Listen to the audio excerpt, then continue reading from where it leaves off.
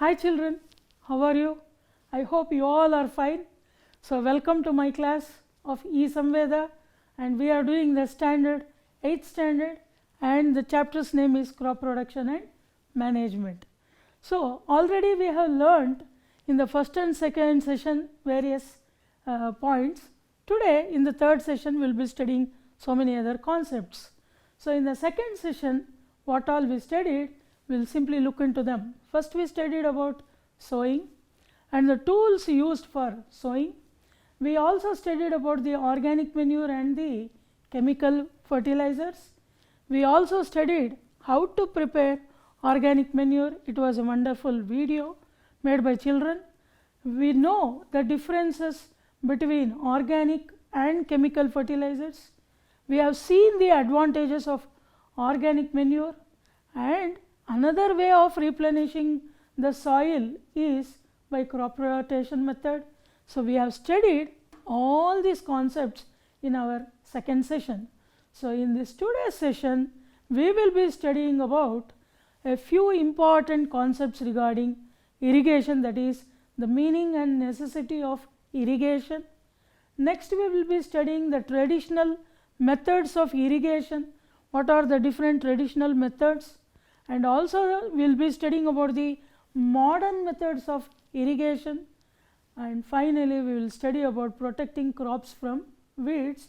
Along with that we will be studying about harvesting, crop protection, and food from animals, that is animal husbandry. So let us come to the topic. I hope you all are interested to see what all we are going to study today. So let us start with irrigation. So first of all, let us see what is irrigation. Irrigation is nothing but the supply of water to the crops at regular intervals is called as irrigation. Please write down children. It is very simple, and keep noting the points so that it will be easy for you to do your revision work. Come on. So it is supplying of water to crops at regular intervals is irrigation. Now, is the irrigation done always? No. So let us see the specific time and frequency of irrigation. Irrigation is not done evenly throughout the year, no. So it varies depending on crop to crop. Some crops require water always, for example paddy.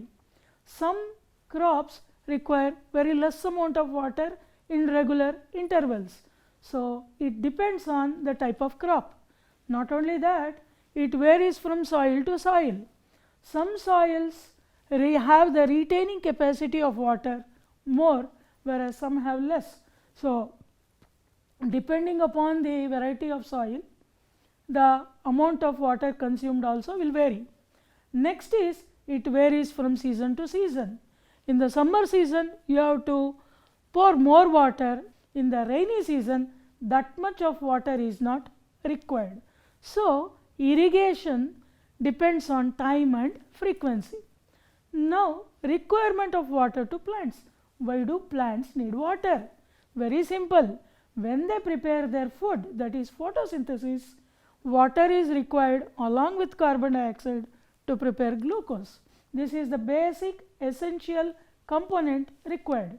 Next, whatever chemical fertilizers, pesticides and other things that you add to the soil slowly have to dissolve in the water that will be taken by the plants.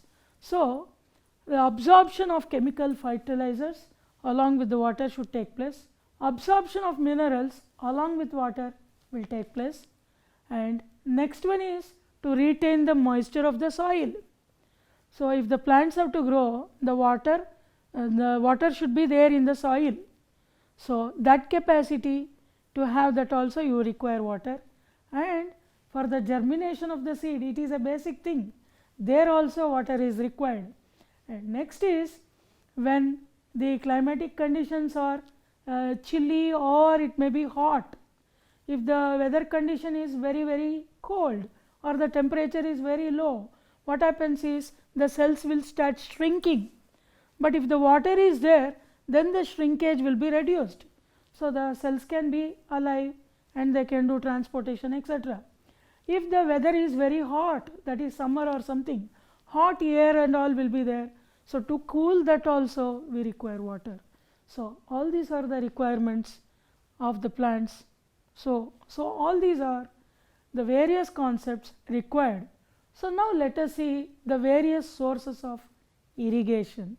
You know that rivers, canals, dams, lakes, ponds, borewells, wells, tube wells, etc., everything is required for irrigation. Here you can see a dam built, so the water is stored. Whenever the water is required, that time it is released. So like that you can use it. Then you can see a lake here. It is one of the second largest lake in Asia. It is in Chanakiri in Davangere. So like this, in the lakes it will be present. It can be wells, tube wells, like this. From various sources you can take water for the plants. Along with that, you also find pump sets. For the pump sets, these are the various traditional methods of irrigation. Now you can see the various traditional methods that we are using. You see, since ages we are using so many methods. In that, one is pulley system or the moat. So here what happens, there will be a pulley. The person will, with the help of a rope, he will take the water from pot or buckets and then they will transport it. That means they will put it to the canals or whatever it is they have to grow. This is one method. Another one is the chain pump method. You can see here there is a wheel, for that there is a rope tied, there is a bucket or some vessel. You can see how it plays. See here, you can see. So here near the wheel a person will be standing. He will pour from the bucket water to the fields. So like that chain pump system is present. Next you can see Dakely. Okay. Here what happens, it acts with the help of a stone tied to a log of wood. So here what happens, you can see here. So a person will be standing near the well and because of the weight of the stone it goes down. Then a person will stand near the rope, he will take the bucket and he will pour it to the fields.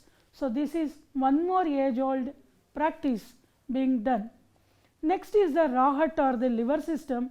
Here you can see there are cows or buffaloes, they are tied and they will circulate around a log of wood. They will be moving around and another one wheel will be there. Lot of buckets will be tied to that, and when these cows or buffaloes move, that time the buckets will move. There a person will be there.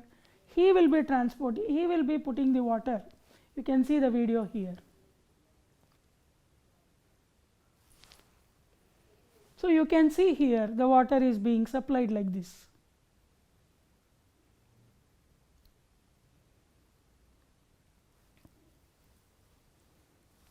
So you saw that for lifting water during irrigation, pumps are used, and for these to work, diesel, biogas, electricity, solar pumps, etc. are used. Now you should understand that whenever water is lifted or whatever, these traditional methods, they are cheap but they are less efficient. That means we have to see for some efficient methods such that the water is conserved, time is also conserved, to some extent energy is also conserved, and human labor also can be reduced. So there are some modern methods of irrigation. Let us see which are they. So there are two methods. One is the sprinkler method. So let us come to the sprinkler method. You can see here. So here what happens is there will be so many pipelines. To the pipelines, perpendicular pipes will be connected. To the perpendicular pipes, you can see a rotating disc with a nozzle. So what happens when the water is flowing from the pump with great pressure, the water escapes through this perpendicular pipe and then it comes just like a sprinkle, not just like a jet or something. So because of sprinkling, the crops will receive just like rainfall. So that is an advantage. So what are the advantages of this method? First one is very useful for a plant where sufficient water is not available. We have less water, but we want to grow the crops very well. So, this method there is no wastage of water. So, here we are avoiding lot of evaporation like that. Next is, it is more suitable for a land which is highly uneven. There may be lots of pits, humps like that, it may be there. So, there this method is very suitable. And you also know that since the water falls like a rainfall, it is useful for crops like coffee plantation, onion crops, lawns, grass lawns, etc. You might have seen the grass lawns, there will be lot of sprinklers present. So, like that you can supply water to those places.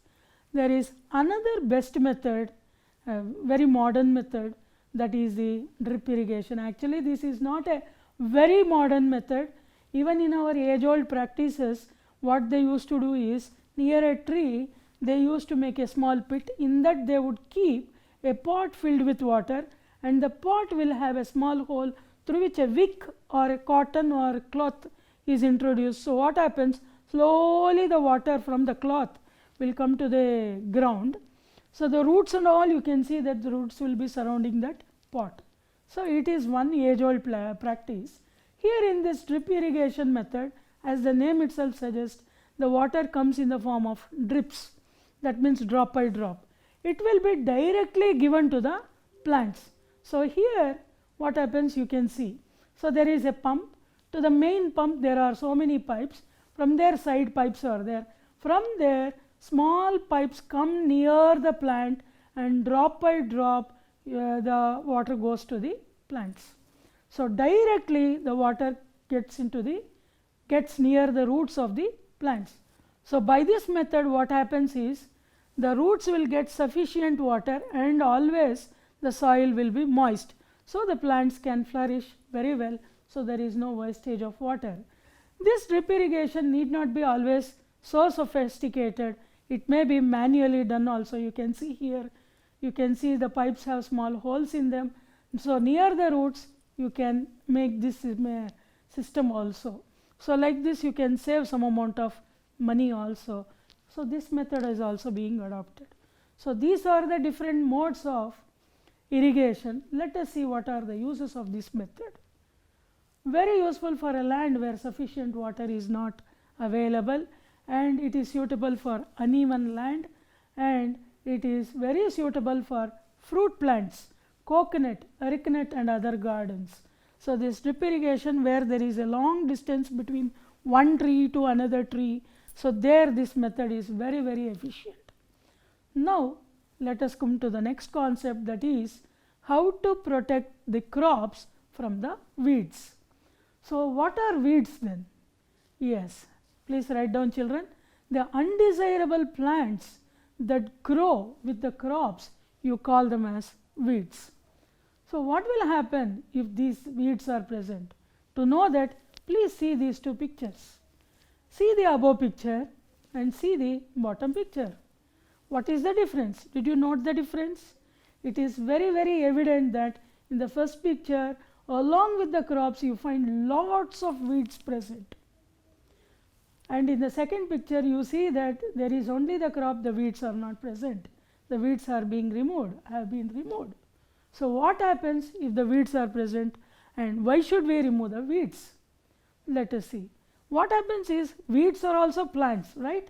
So, they also require all the materials that are required for the crops.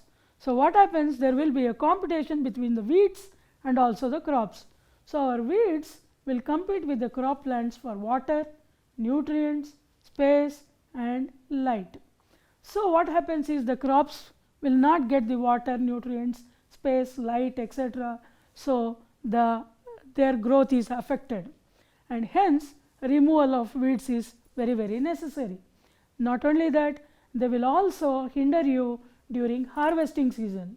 While harvesting, we will harvest the weed along with the crop, and separating them is very difficult. Not only that, another important thing is, weeds may be poisonous or harmful. So, it may trouble animals as well as, for example, Parthenium plant. When should we remove these weeds and how should we remove these weeds? let us see the video and know that. So, let us see how it is done. First thing is, weeds are removed during tilling.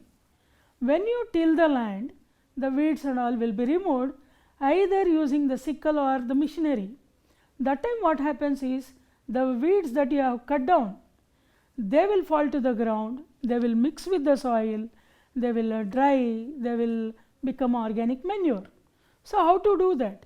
We can use some instruments like kurpi, or we can also use machinery, or you can also use sowing seed drills also. So, using kurpi by hand picking, uprooting the weeds, or you can cut the weeds, by that you can remove the weeds. And another method is by using the seed drill. Seed drill also will easily remove the weeds. So, by doing all this you can remove. Sometimes what happens, even after removing all these weeds, you have to remove the weeds once again during the flower producing season and also when the seeds are produced. Sometimes what happens, just by doing that it is not enough, we have to use some chemicals also while removing the weeds, that is, we have to use weedicides. For example, you can see in the picture that the person is spraying the weedicide. So, what are these weedicides? Let us see. See, these weedicides will kill the weeds. Example is 2,4-D. Now, since these pesticides, weedicides are very harmful, it may affect the health of the farmers. So, while he is spraying, he has to cover his mouth and his nose and also take lots of precaution. So, that is one important thing you should take care of while spraying the weedicides. Next, we will come to the most important thing. After doing all these things, the expected procedure is nothing but harvesting. So, harvesting, how is it done? So, what is it? Let us see. The cutting of crop after it is mature, you call it as harvesting. So, what do? We use a sickle or a harvester. So, you can see the sickle in the first picture, it is very sharp, there it is present. So, with that you can either cut the crop or you can cut the plant at the bottom near the ground. So, like that it is done. But if you want to do in a large scale and you have to save time, you can use harvester machine also. So, like this it is done.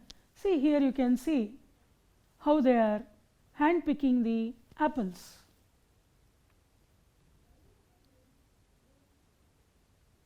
So, you understood how they are hand picking the apples. Next, we can see how the harvester machine is used to cut off the crop. So, children, I hope you understood how this is done. Now, in the process of harvesting, threshing is very important. So, after cutting down, what should you do? You have to separate the grain and the chaff after harvesting. You have to separate the waste material, that is the husk, leaves, sticks, etc. You have to remove from the seeds. So, that is called as threshing, and it is done by a threshing machine, and also sometimes by combine. So, combine is nothing but it is a harvester as well as a thresher. You can see here a combine. So, this combine not only harvests the crops, it will also separate the chaff from the grain that you need. So, this is combine. And sometimes what happens is, if it is in a small scale, what happens? We have to separate using wind blowing method. They will separate the chaff and the grain. So, this is that machinery. And sometimes farmers with small land holdings do the separation of grain and chaff by winnowing method, that is by using a blow of current of air. If there is a blow of air, they will separate it like this. This is winnowing. It is a old traditional method, but for this there should be air. When this air is not there, sometimes they will blow the air using the machine, winnowing machine, and they will separate like this winnowing is done. Now this is the harvesting machine procedure. Please see and enjoy.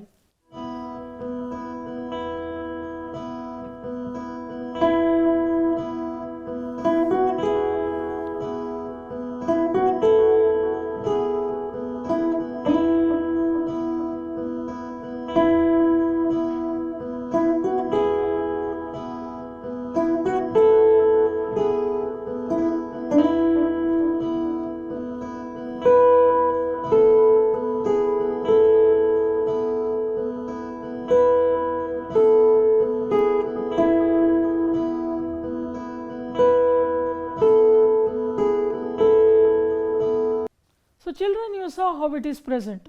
Now the last stage is the storage.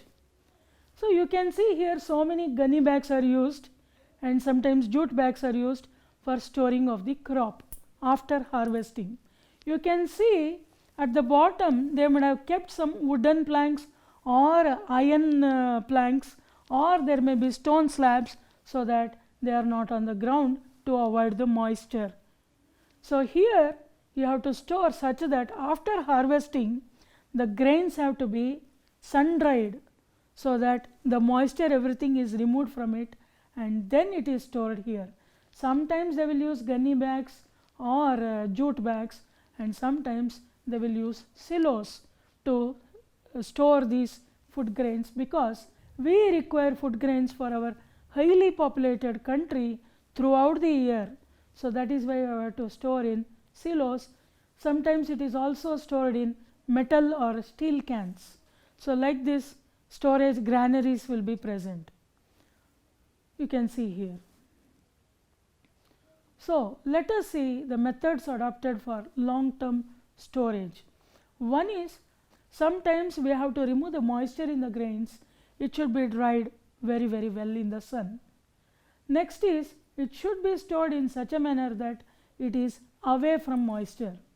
And next is, we have to protect it from so many insects, rodents, etc. Not only that, you have to protect it from microbes also. Now till now we learnt about the food we obtain from plants, how to grow, etc. We saw the various processes involved in cultivation. Similarly, man from ages is also using animals for his food. So what all he will use is fish, sheep, hen, rabbit, cow, buffalo, pigs, and many more. So if you want the food from the animals, you have to take care of them. So animals have to be reared at home or in the farms, and you have to provide them with proper food, that is the healthy nutritious food. You have to provide them shelter and care. When all this is done on a large scale, you call it as animal husbandry. So you understood. So this is part and parcel of our life, we require them. So till now let us see what you have learned. Okay children, we learnt about the meaning and necessity of irrigation. We also learned the traditional and modern methods of irrigation. We saw to it that we have to protect the crops from the weeds. Next we studied about harvesting, crop protection, and also animal husbandry. So now it is quiz time. Children, I will put a video, just see that and tell me what type of irrigational method this is. It's a very beautiful video.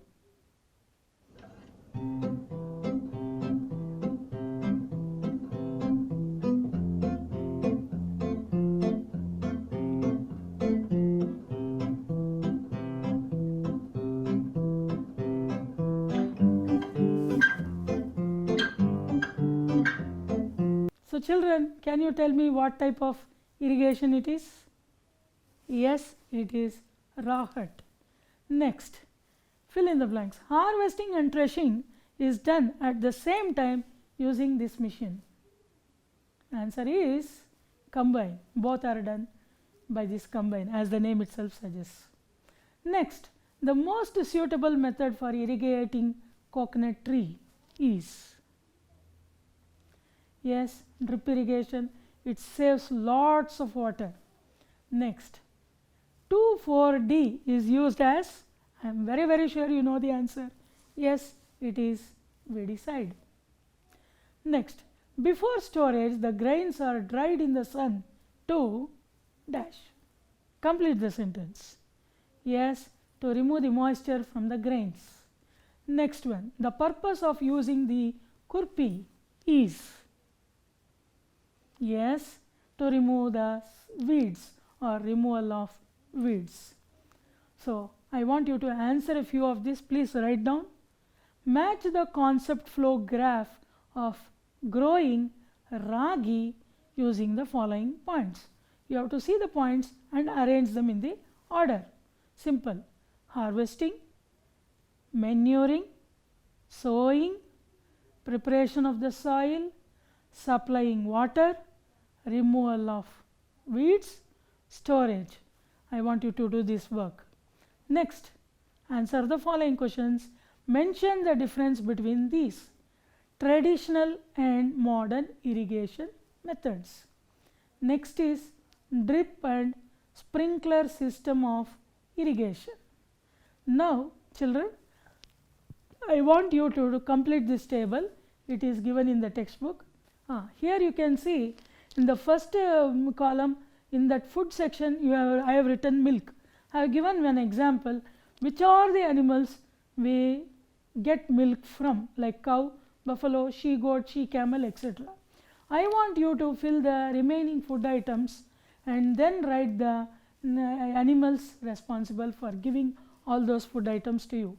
I hope you will do this. It's a very easy task. For example, I can give you one more, eggs. So, who all will produce eggs for you, which you are using it as food. Okay?